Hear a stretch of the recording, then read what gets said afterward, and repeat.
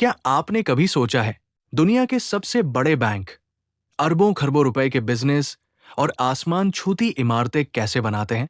क्या वे हर महीने थोड़े थोड़े पैसे बचाकर ऐसा करते हैं? बिल्कुल नहीं। वे लोगों के जमा किए हुए पैसों का इस्तेमाल करते हैं। यानी बैंक खुद भी दूसरों के पैसों से पैसा कमाते हैं।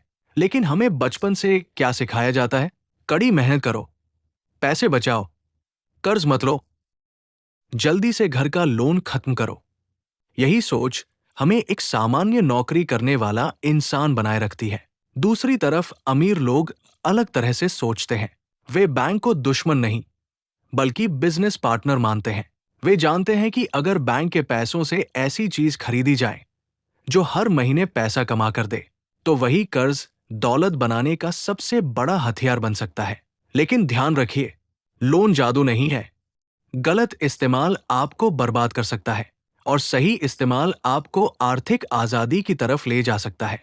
आज हम सीखेंगे कैसे बैंक को अपने लिए काम पर लगाया जाए। अच्छा कर्ज और बुरा कर्ज। हर कर्ज खराब नहीं होता।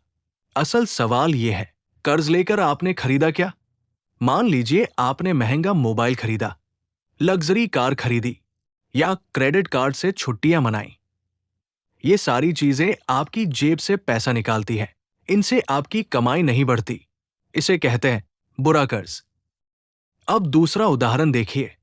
आपने एक ऐसी दुकान खरीदी जो हर महीने किराया देती है, या एक छोटा बिजनेस शुरू किया जो नियमित कमाई करता है, या ऐसा निवेश किया जिससे लगातार आय आती है। अब वही आय आपके लोन की ईएमआई भी भरती है और आपके लिए अतिरिक्त पैसा भी बचाती है। यही है अच्छा कर्ज।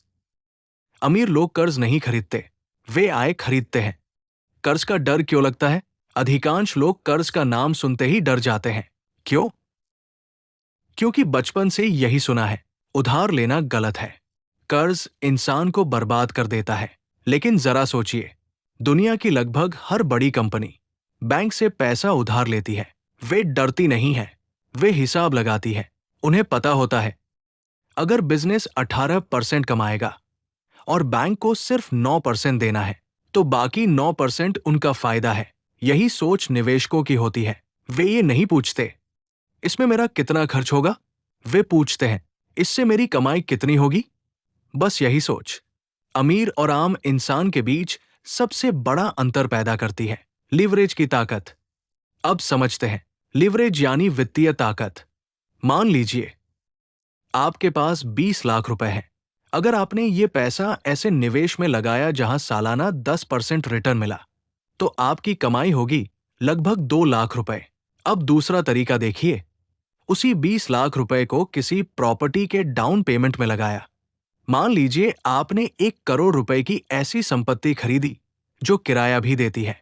अगर उसकी कीमत सिर्फ 10% बढ़ी, तो आपकी संपत्ति 10 लाख रुपए बढ़ गई। यानी आपने अपने 20 लाख रुपए पर लगभग 50% का लाभ कमाया। ऊपर से हर महीने किराया भी मिला। यही है लीवरेज, कम पैसे से बड़ी संपत्ति को नियंत्रित करना।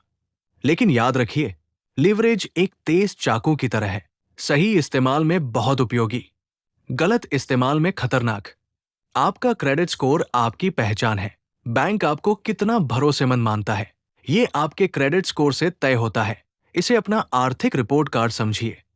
अच्छा स्कोर तो कम ब्याज तो सस्ता पैसा, और अगर आपकी संपत्ति उससे ज्यादा रिटर्न दे रही है, तो दोनों के बीच का अंतर सीधा आपका मुनाफा बन जाता है।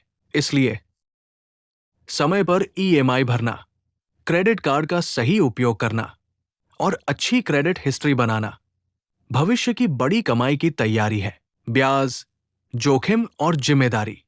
हर निवेश सफल नहीं होता।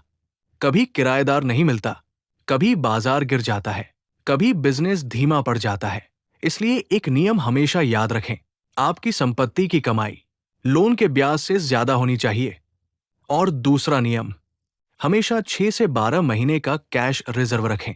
अगर कुछ महीनों तक आय रुक जाए, तो भी आपकी ईएमआई आराम से चलनी चाहिए।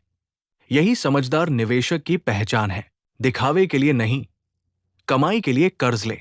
आज सोशल मीडिया पर हर कोई महंगी कार, बड़ा घर और लग्जरी लाइफ दिखाना चाहता है। लेकिन सच ये है, कई बार ये सब बैंक के पैसों से खरीदा गया होता है, जो हर महीने जेब खाली करता रहता है। अमीर लोग पहले ऐसी संपत्ति खरीदते हैं जो पैसा कमाती है, फिर वही संपत्ति भविष्य में उनकी इच्छाएं पूरी करती है। पहले कमाई पैदा कीजिए, फिर खर्च कीजिए, उल्टा नहीं। बैंक से बातचीत करना सीखिए। अक्सर लोग सोचते हैं बैंक जो शर्त बताएगा वही अंतिम होगी, लेकिन ऐसा नहीं है। बैंक भी एक बिजनेस है, उसे भी अच्छे ग्राहक चाहिए। इसलिए एक बैंक से ही लोन मत लीजिए, 3 या 4 बैंकों से बात कीजिए, उनके ऑफर की तुलना कीजिए। ब्याज दर, प्रोसेसिंग फीस, प्रीपेमेंट चार्ज, हर चीज पर बातचीत की जा सकती है। जो व्यक्ति सवाल पूछता है वही बेहतर सौदा करता है। कर्ज के जाल से बचिए। जैसे जैसे आपकी आय बढ़ती है, वैसे वैसे बैंक आपको ज्यादा लोन ऑफर करेगा। क्रेडिट लिमिट बढ़ेगी, नई नई सुविधाएं मिलेंगी।